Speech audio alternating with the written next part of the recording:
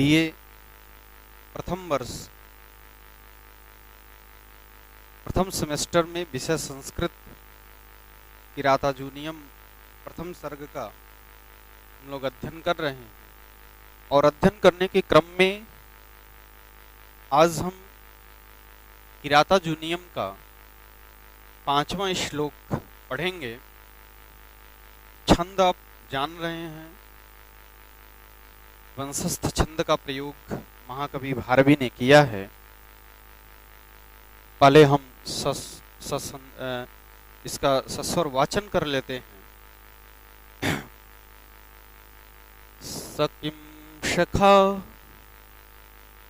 सकिम सखा साधुन शास्ति योधिपम हितान्नयः संसृणुते सकिम प्रभुः सदानुकूलेषु हि कुर्वते रतिं नृपेष्व आत्मेषु च सर्वसम्पदः सकिं सखा साधुन शास्ति योधिपं हितान्नयः संसृणुते सकिं प्रभुः। यहाँ पे सह पद जो प्रयोग हुआ है वह किरात के लिए हुआ। इसके लिए हुआ जो किरात, जो ब्रह्मचारी भेषधारी है। और यो दो यहाँ पद दिख रहे हैं। यह मने जो मित्र आदि, अधिपम यहीं से ना अलग कर देंगे तो अधिपम आपको मिल जाएगा। अधिपम मने स्वामी को, राजा को, अधिप को। साधु न शास्ति, साधु मने सही। साधु का अर्थ क्या होता है? उचित, हितकर। साधु मने उचित, हितकर। न शास्ति, न शास्ति उपदिष्ट नहीं करता है, उपदेश नहीं देता है। सह किम सखा, वह कैसा मित्र, वह बड़ा कुत्सित मित्र है। कैसा मित्र है? कुत्सित है, कुमित्र है। मित्र अच्छा वह है जो अपने राजा को यह अधिपम साधु न शास्ति सह किम सखा, वह कुत्सित मित्र है, वह सुहृद नहीं हो सकता है। क्योंकि जो मित्र आदि अपने स्वामी को हितकर उपदेश नहीं देता है, यह अधिपम साधु न शास्ति सह किम सखा, जो अमात्य आदि अपने राजा को उचित परामर्श नहीं देता है, वह क्या है? वह किम सखा, वह कुमित्र है। वह कैसा मित्र है? कुमित्र है। फिर नीचे वाली लाइन में आते हैं। हितात क्या कर लेंगे? यहां से अलग कर लेंगे तो यह हितात हो जाएगा। हितात न, यह जो, यह पद का अर्थ हो जाएगा जो संसृणुते, जो अपने हित चाहने वाला, जो हितैषी हैं, जो हितैषियों का न संसृणुते, हितैषी जो हैं अपने हितैषियों का, यह हितात न संसृणुते सम की प्रभु, सम किम प्रभु, जो अपने हित चाहने वालों को न सुनता हो, न संसृणुते सह किम प्रभु, वह कैसा राजा, वह अच्छा राजा नहीं हो सकता है। किम प्रभु, वह कुस्वामी है। किम प्रभु शब्द का अर्थ कर लेंगे ना, वह कुस्वामी है। जैसे यहाँ किम सखा कुमित्र है, वैसे ही किम प्रभु, वह कैसा स्वामी है? कुस्वामी है। वह अच्छा स्वामी नहीं हो सकता है, क्योंकि अपने हितैषियों की बातों को हमें सुनना चाहिए। यह भारवी इस पंक्ति से बताना चाहते हैं कि यह अधिपम साधु न शास्ति स किम सखा, और यह हितात संसृणुते न सह किम प्रभु, वह कैसा स्वामी, वह कुत्सित स्वामी है जो हितैषियों को, जो हितैषी हैं उनके बातों को नहीं सुनता है। वह भी स्वामी कैसा स्वामी होगा? वह स्वामी सही स्वामी नहीं हो सकता, वह कुस्वामी है। अब नीचे वाली पंक्ति को देखते हैं। ही मने क्योंकि, ही शब्द का अर्थ क्या होता है? क्योंकि नृपेषु आत्मेषु, जो नृप हैं, कैसे हैं, जो नृपेषु शब्द का अर्थ होगा राजाओं के, अमात्येषु और मंत्रियों के, कहते हैं कि नृपेषु आत्यमेषु, नृपेश मने होगा राजा और आत्मेश मने जो उनके मंत्रीगण हैं, उन मंत्रियों के, राजाओं के और मंत्रियों के अनुकूलेषु, सदानुकूलेषु, ऐसा कर लेंगे, सदा अनुकूलेश, सदा अनुकूल रहने पर क्या होती हैं, सर्वसंपदः कुर्वते रतिम, रतिम कुर्वते, ऐसा कर लेंगे, सर्वसंपदः, सभी संपत्तियां, जितनी भी समस्त संपत्तियां, एक देश की जो समस्त संपत्तियां हैं, वह सदा मने सदैव क्या करती हैं, रतिम कुर्वते, रतिम पद का अर्थ हो जाएगा अनुराग, प्रेम, कुर्वते मने करती, यह बहुवचन का रूप है, लगता है एक वचन में है लेकिन बहुवचन है।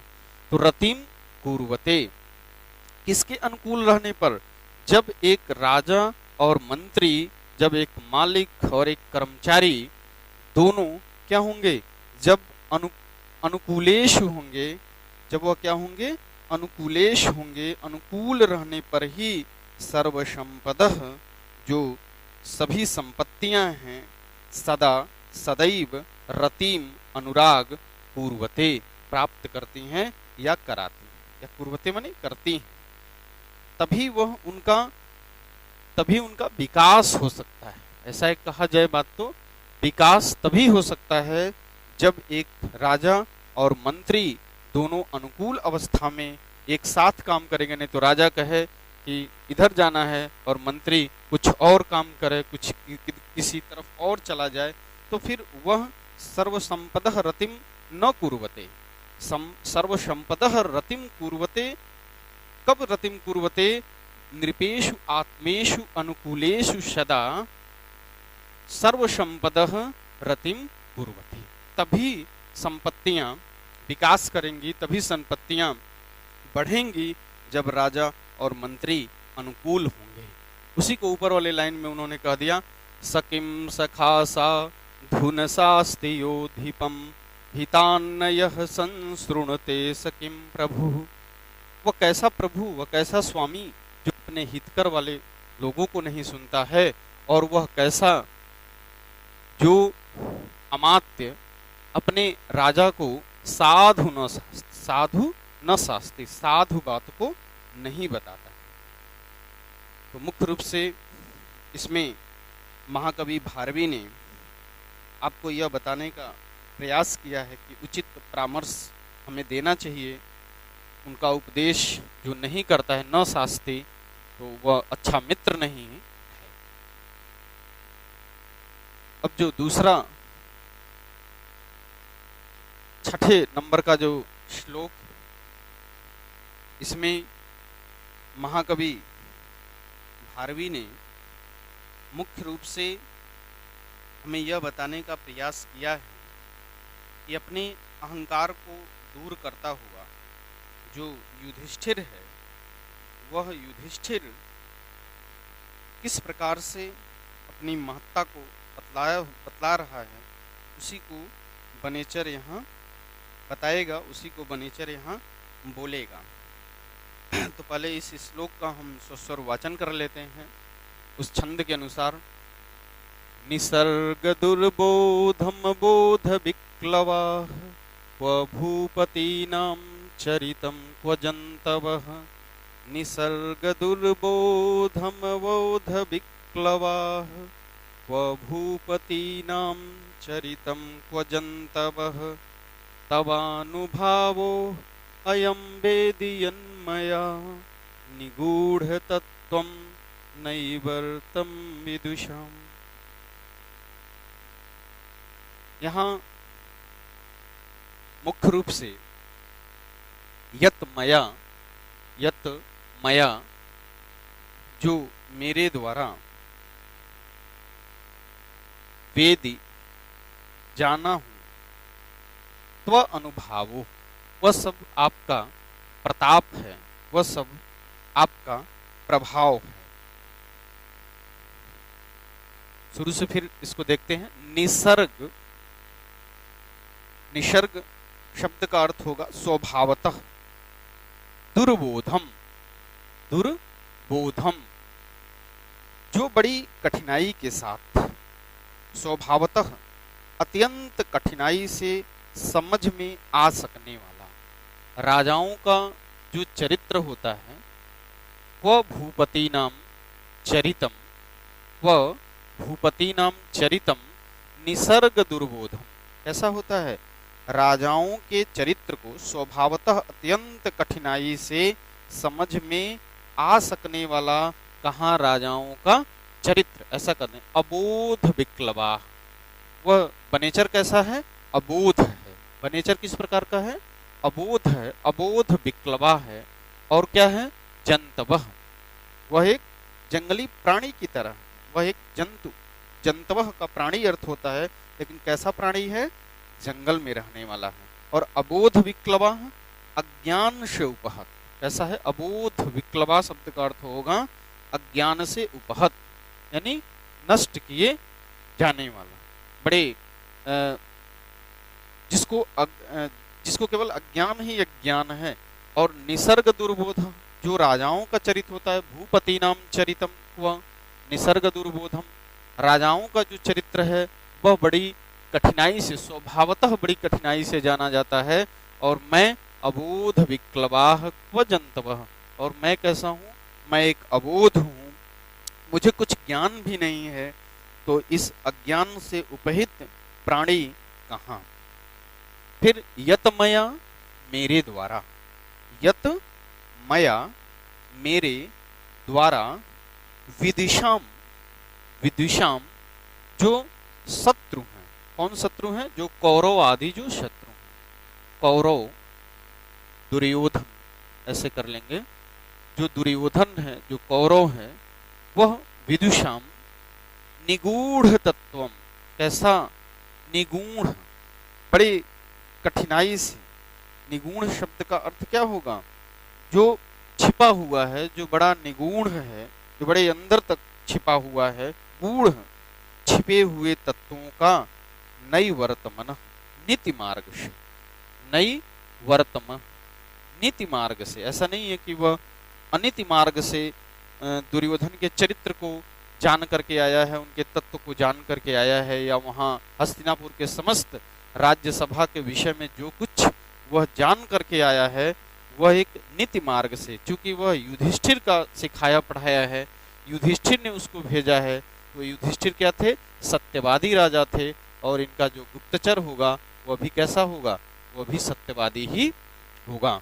तो निगूढ़ तत्वम नई वर्तमान, इस प्रकार से नीति मार्ग से, यत मने जो, अवेद जान करके मैं आया हूं, जो मैंने जान लिया गया है मेरे द्वारा। अयम यह, अयम यह त्व आपका, त्व शब्द से किसका अर्थ हो रहा है? युधिष्ठिर का।